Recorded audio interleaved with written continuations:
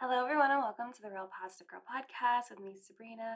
This is the show that helps you become your best self, and today we are talking about how to know you're insecure, understanding insecurities.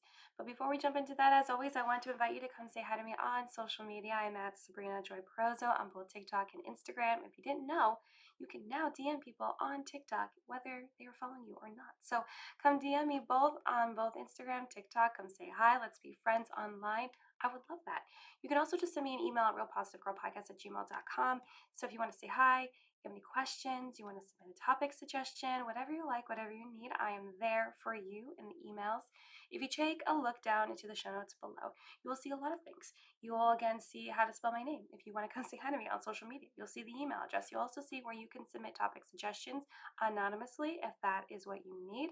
You can also vent anonymously via a Google form. Again, I will not know it's you, but if you do not have anyone that is emotionally available in your life to vent to, I got you right there. Go ahead, submit it. I check them every now and again, and then I'll just look and see what people are going through, pray over that, and then I'll be done with it. Because again, I won't know it's you because it's anonymous. The other thing I want to pull your attention to is very brand new.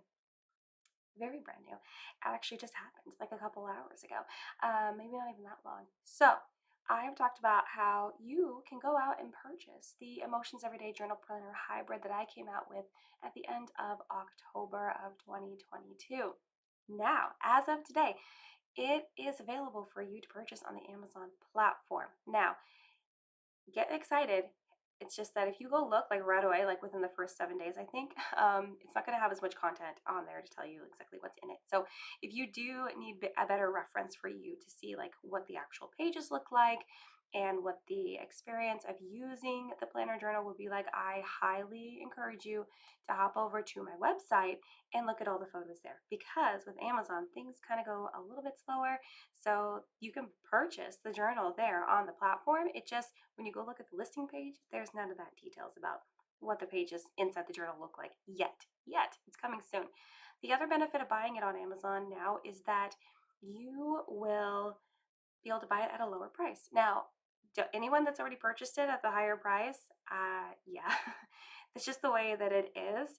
However, you can still purchase it from my website. I still have like physical copies I can send you if you prefer to have it in a really like cute box with stickers and have it like a personal note like written to you from me. There are other very specific differences that I want to go over very quickly. Is that the journal that you would buy on Amazon is not going to be as pretty as the one that I am selling direct from me to you, meaning the cover is not going to be like as super glossy as the one that I have. Also, the one on Amazon is not a spiral bound journal. It is just a regular paperback, kind of like a paperback journal planner that you would buy at the store.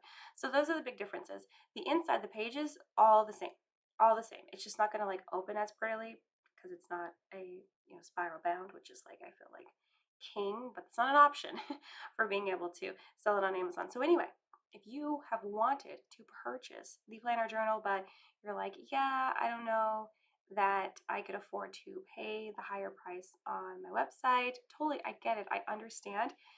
You're able to get a more basic version of it on Amazon now. So the link will be down in the show notes below. Please check it out.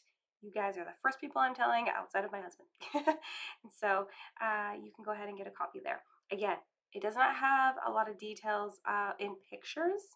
It does list like all the pages that are available in the planner, but it doesn't have all the pictures of what the inside pages look like. If you need that, please go to my website and just look at it for sale on there. You'll see all the pictures, and then you can go back to Amazon and then purchase it. So anyway, that's what I wanted to say about that. Also, just an additional reminder as I'm making it a habit is that if you would like to support me in creating better content and being able to do emotional health, sharing tips, all of the things full time, please support me as a monthly donor on Patreon. Link is down in the show notes. Okay, let's go ahead and jump into our topic for the day, which again is how to know you're insecure, understanding insecurities.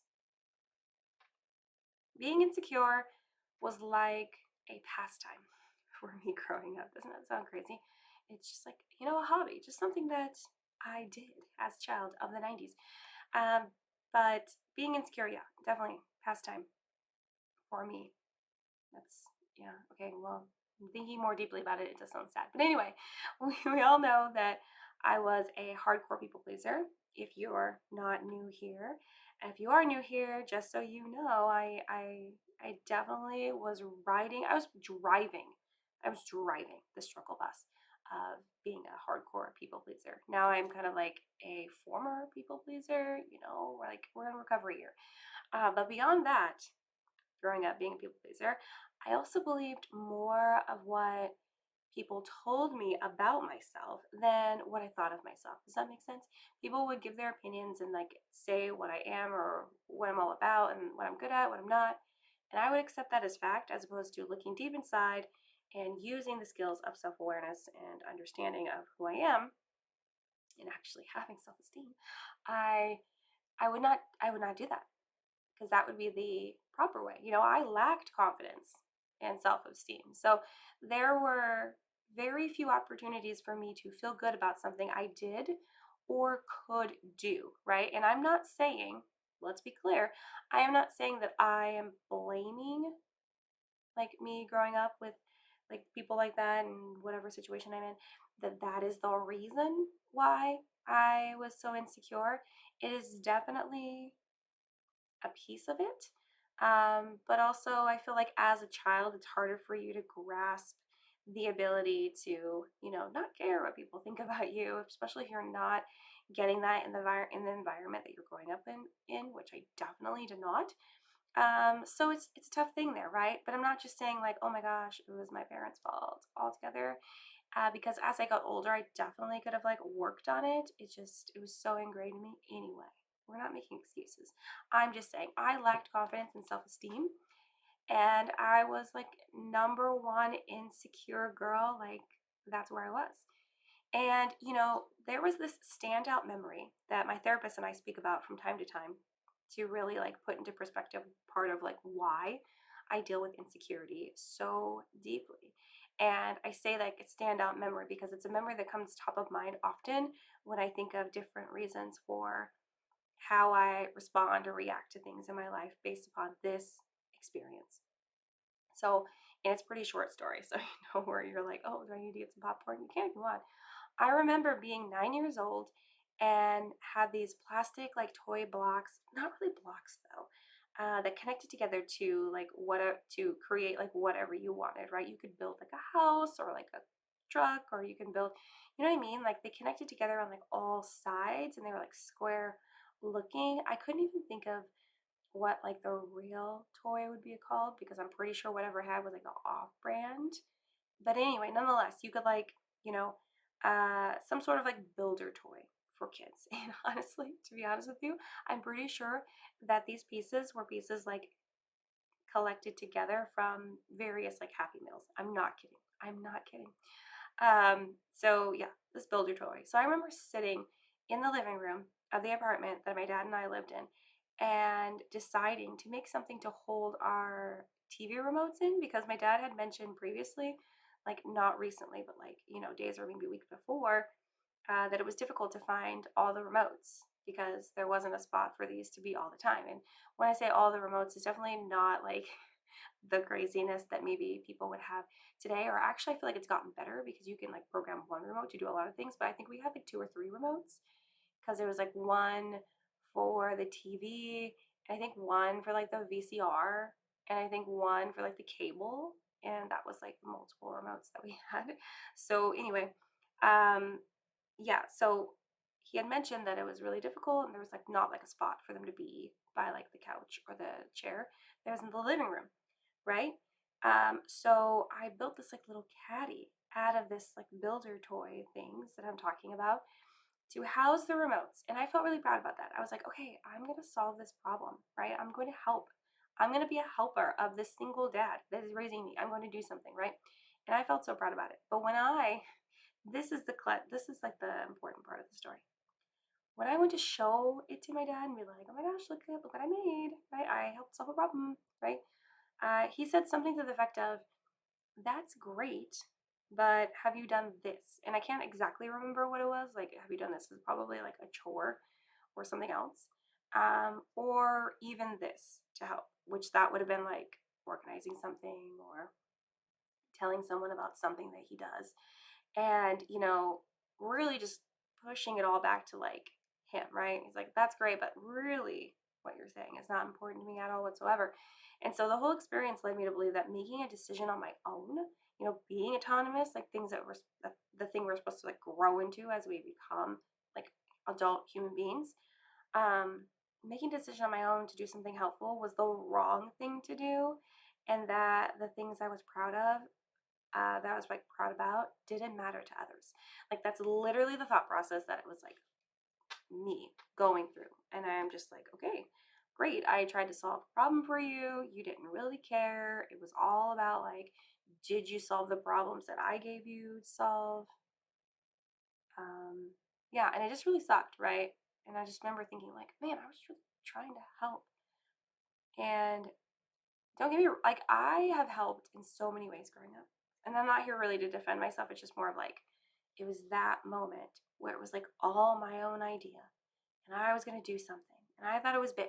I was 9, come on. And it didn't turn out. And I definitely have been afraid and have that fear and that insecurity for a long time about wanting to just create something, right? Because even now, I do feel insecure about creating something or doing something that I think could be helpful that wasn't actually like directly requested or said, like, you should do this. But I try to remember that even if one person doesn't find something helpful, like my dad did not find that helpful, it doesn't mean that someone else wouldn't, right? It doesn't mean that, like, if I were to build that at someone else's house with their toys, that their parents wouldn't appreciate that. Or it doesn't mean that because I kind of like even thinking about the podcast, like, let's think about the podcast. Just because one person doesn't find this podcast helpful to them, that's totally fine. It doesn't mean that other people aren't going to find it helpful, right? And the same thing could be said about restaurants or services that people provide or really anything in the world. And I have to like wrap my brain around that and keep my mind coming back to that so that I don't lose hope and like, working towards stuff, creating things, doing things, following through with ideas and dreams and goals and affirmations. Affirmations. No, that's not what I meant to say. What word did I mean to say there? Guys, I don't know. uh, I don't know what word I meant to say there. I'm so sorry though. But like dreams and goals um and what's the word I'm thinking of, guys? Goals and I don't know. I'll think of it later. It'll like pop in my head at the worst time during the episode.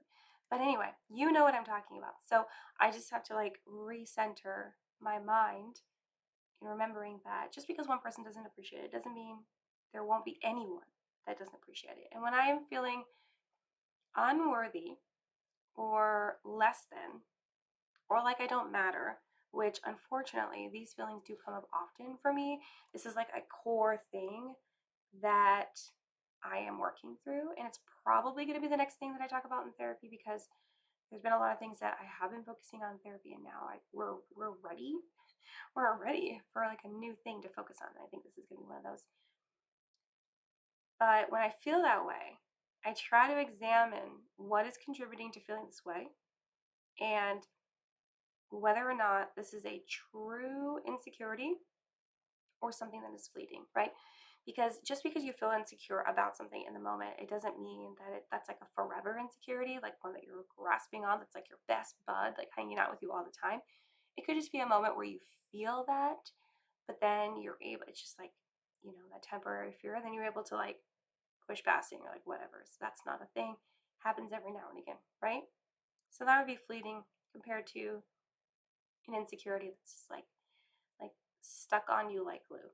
So when you are dealing with like a true insecurity, you feel doubt, you feel fear or uncertainty about yourself. There's a lot of like research I was reading that talks about how insecurity is a direct um, after effect of fear, right? When you're insecure about something, you have a fear about something, you have a fear about something not happening, you have a fear about what people are going to think about you, you have a fear about something like not working out.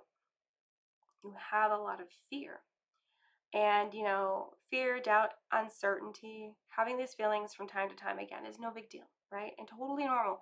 Totally normal and healthy for you to question yourself, be like, I don't know about this. But if you find it becoming something that weighs heavily on you and you think about it often, or it's like getting in the way of you actually doing things, living your life, stepping out of your comfort zone, even, you're going to need to address it so it doesn't cause ongoing issues for you. The last thing you need is for it to continue to get in your way of actually accomplishing your goals and dreams and your desires in life and wanting to move forward. That's the last thing you want. You want to have all these insecurities just like creating this like big wall that will be really difficult to break down. It kind of reminds me of the wall in Game of Thrones. It's like the wall, and no one can get through it until those people could, because you know they found big monsters that could. But yeah, you need to like really be aware of these insecurities getting in your way. And you're probably struggling with being insecure if a quick list of things that I'm going to share with you, just so you can kind of get like a brief like overview of like, okay, well, what does it look like to be insecure? Because maybe you don't feel like you're insecure. Maybe you feel like everything that you're feeling is fleeting, or you're unsure, or maybe it's not even like a thing that you started thinking about and you saw this episode and you're like, let's see, let's check, let's take a check. So this will kind of like, you're probably struggling with being insecure if you are some of these things. So if you feel inadequate, right? I was talking about that, feeling inadequate, feeling unworthy, less than, right? Or you often feel jealous or envious because you're so insecure with your life and what you have that you're continuously wanting what other people have, to the point of jealousy and envy, and really, really, really, really, really deeply wanting those things, and also not wanting them to have those things because you don't have those things, right? If you're highly critical of yourself, definitely insecure, definitely could be struggling from that, because you're always like nitpicking on like what you're doing right and what you're doing wrong, and really just like being super hard on yourself. Fear rejection. If you feel rejection or being abandoned by people, I would say that it's highly probable that you are dealing with feeling insecure because you don't want people to reject you, and that feels like a failure. That feels like the worst thing that could happen, or people abandon you. It's just like this heartbreak. It's like this, how can you survive alone? Like, what does that mean? What does that look like to other people about you? You know what I mean? And then the last one is like, if you are a people pleaser or a perfectionist. And I'm not going to talk a lot about those because, again, I already mentioned like me being a people pleaser at the top. And I also did struggle from being a perfectionist for the longest time, and how those things are linked with being insecure. Because when you're a people pleaser, right, you're putting yourself way last, if at all, in line, and everyone else is first. And you will definitely struggle with the insecurity to be yourself, which is why you are deciding to just like be everything for everyone else, because you find them to be more important and yourself is not worthy enough of just acting and being who you are and sharing that with the world. No, you have to change and adapt and be a chameleon for everyone else's life because you think that's more important than yours.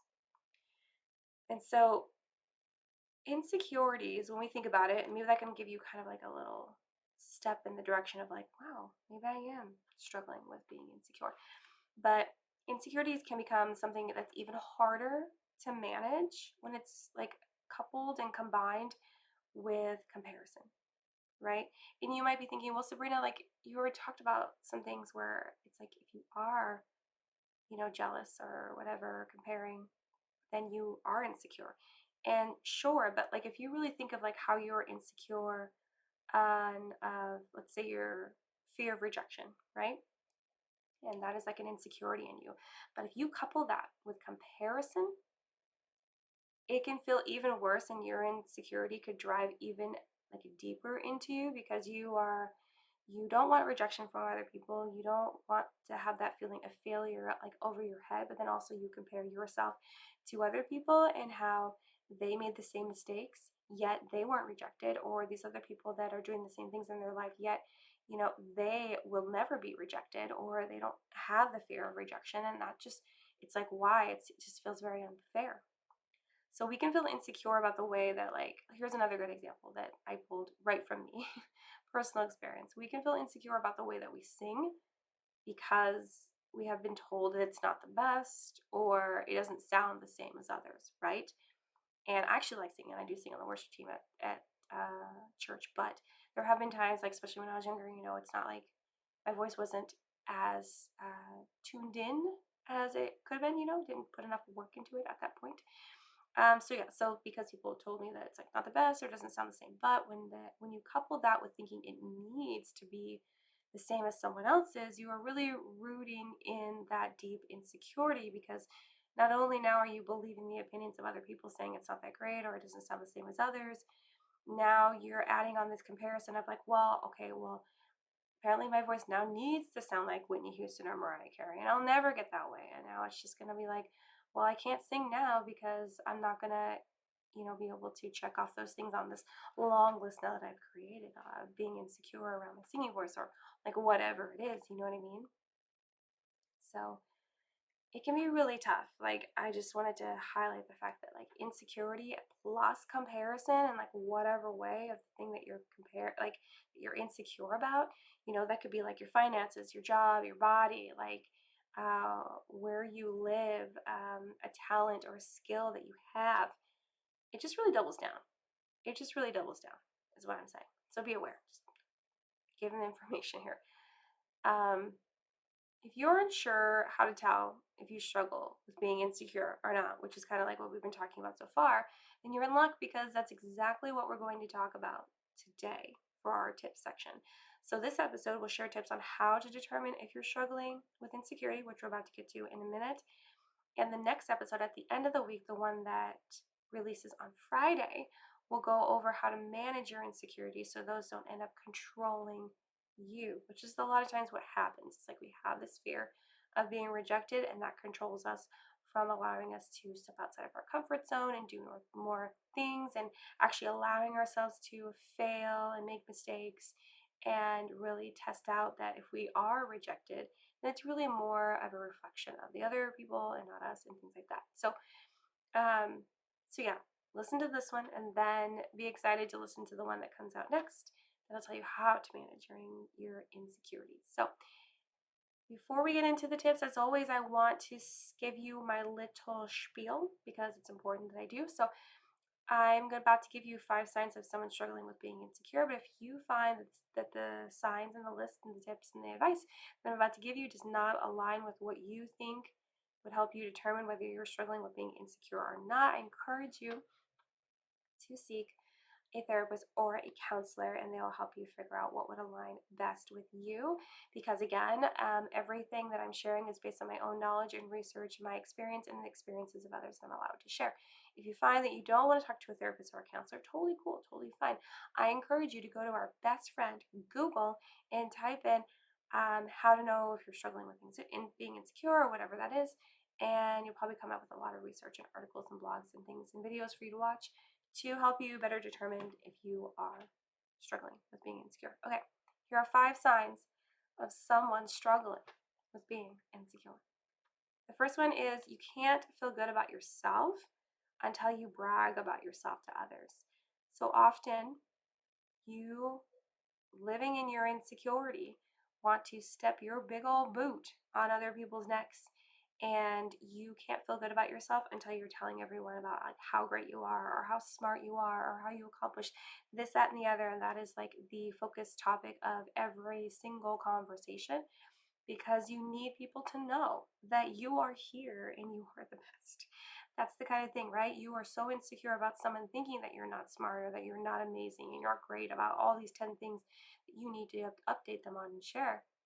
And you need to totally brag about yourself. Tell yourself how amazing you are to everyone else.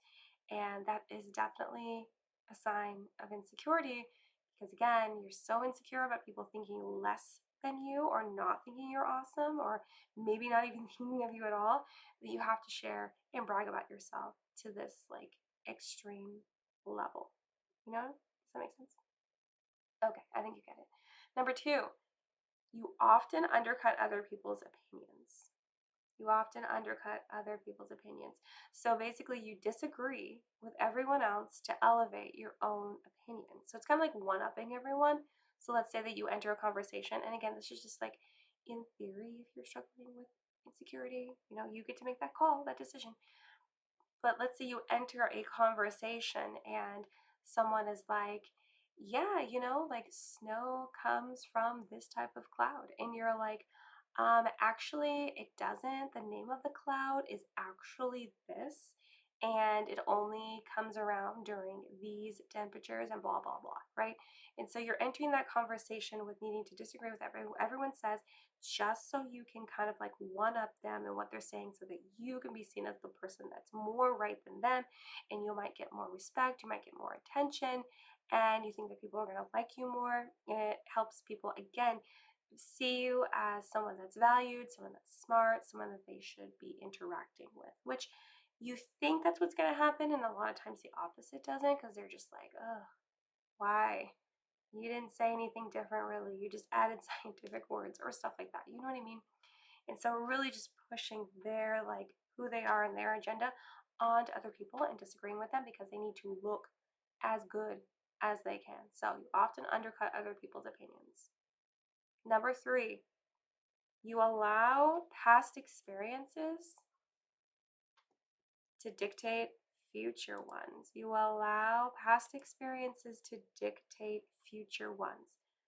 So an example would be that you probably got burned in the past, meaning someone decided to, you know, break up with you or leave you or whatever, or someone just like took advantage of you, and you don't want to relive being rejected or abandoned.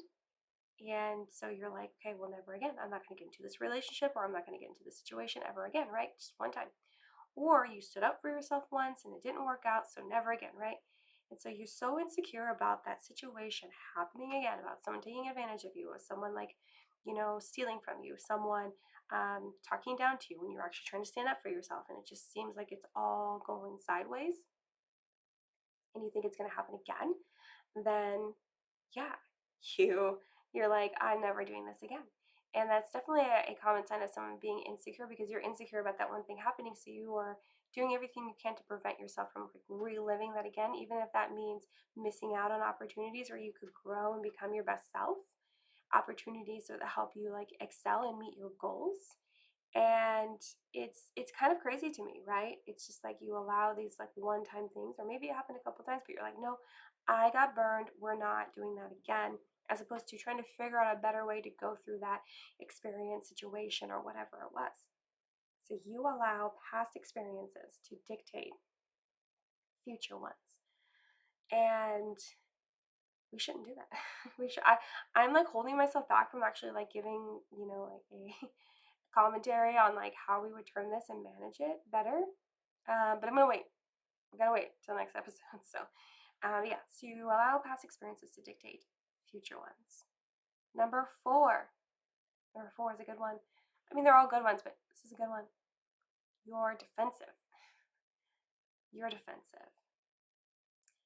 You're defensive. Often it's something that I'm trying to grow out of. I am often defensive. I am. It's a bad habit. And my husband is often defensive too. And it's like, it sucks when like two defensive people come at each other. Ooh, it's not good.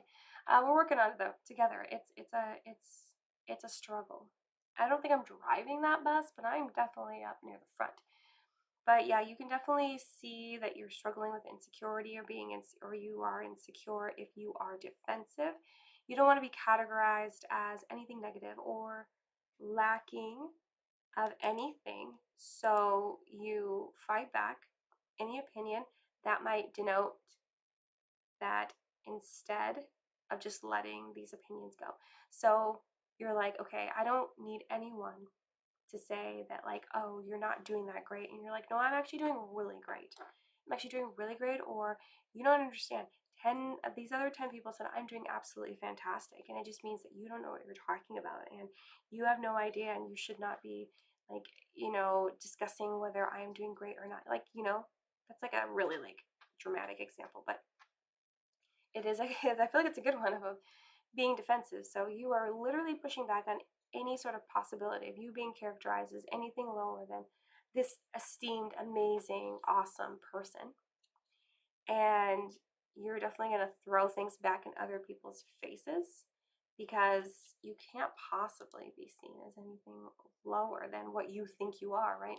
And it's a classic sign of insecurity that when you just start being completely defensive about whatever's being spoken about, it just means that you are not fully comfortable and um, what's the word I'm thinking? I'm like losing a lot of words, man. What happened to my thesaurus today, guys? Took a break. Took a break today. But it's just like you're not so secure. You're not secure. Well, how did I? Okay, let's not even get into it. You're instead of being secure in knowing that you are this type of person and you are capable of doing this, that, and the other, you lean more into insecurity and like attacking someone and getting up in people's faces so that they don't say anything negative about you, so that you can continue to have like positive rapport with people that you have to deal with on the regular, right? So being uber defensive, definitely a sign of being insecure. And I feel like a lot of our goals should be to like be secure in a lot of things, but it's a slippery slope sometimes. And someone just says something and it's just like you give them the side eye and then you're like, oh no, here we go. I gotta like take you down with my words, man. It's not good. I'm speaking to myself too. It's not good. Okay, number five. Number five, and our last one I'm going to share today on a sign someone is struggling with insecurity. You're negative about what you're doing and or what others are doing. You're negative about what you're doing and or what others are doing. So the second half of this is projection, where like you're negative about what other people are doing, right? And the first part of it is taking up residence in your own bit of despair, where you're just like you're negative about everything you're doing. You feel so insecure about your ability to give the presentation or talk to customers or be able to turn in like really good essay for homework or you know homeschool your kids or do whatever. Like, I mean, have a hard conversation with your friends, manage your finances, like whatever it is, right? You're just negatively talking down about yourself. You're like, I can't do this. You know, I don't know what I'm going to do. I'm a failure, blah, blah, blah, right? Super negative self talk on yourself. And that's harsh, right? You're definitely just going to decide, hey, I'm going to I'm going to live in this pit of despair. This is where I'm going to be. Used to be an Airbnb, but nope, taking back this residence, right? And that can be really tough. That can be really tough because you can get stuck there if you aren't more aware of how negatively and how badly it's affecting you and the relationships around you.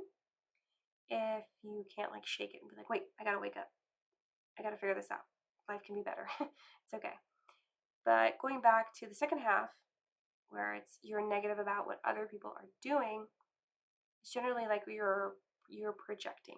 So you feel insecure about how you don't remember people's birthdays and you encounter someone that like forgot someone's birthday that some other people in the group remembered and you give them a hard time about it and you're like, oh my gosh, I can't believe you forgot their birthday. Like that's so important. It's like one of the most important facts about someone. How could you forget that? Don't you feel bad about right, you're digging into them, you're really giving them, you're all projecting your insecurity about being like really bad about remembering people's birthdays onto someone that is also struggling with that same thing. So instead of like having a camaraderie of like, hey man, you know what? I know I forget people's birthdays too. It's a struggle. Maybe we should figure out some sort of mnemonic device for us to remember people's birthdays. No, instead of that, you're just like, hey, you know what? You really suck because you don't know how to remember people's birthdays. I'm not going to tell you that I'm struggling with that as well.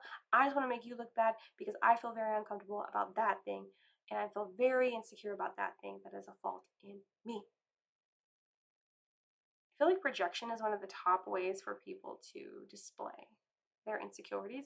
It's actually a comment that I make a lot on social media or to friends in conversations because it happens more than we even realize it's happening. And I actually read a piece of research preparing for this episode talking about how projection of our insecurities onto other people is not necessarily a choice.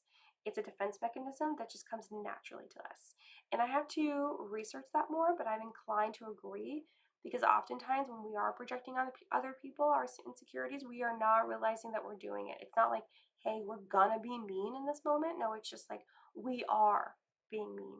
We are being a jerk in that moment because we're so deeply wrapped up in how uncomfortable our insecurity causes us to feel that we have to share that pain with someone else because we can't possibly burden all of that pain of our own insecurities. Isn't that interesting? Anyway, I wish there was a way for me to talk more about that. Maybe I will. Let me know.